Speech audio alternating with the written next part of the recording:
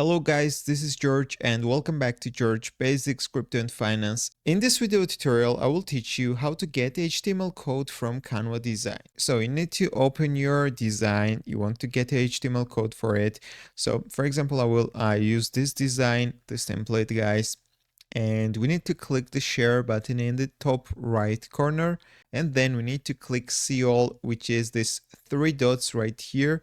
And now we need to select embed from these options, then click embed again right here, and it will give us two different codes, which are HTML embed code and smart embed link guys. So if you want to copy the HTML code, you can click the copy button right here and you will copy the HTML code of this template guys. So you can use this template as a HTML code.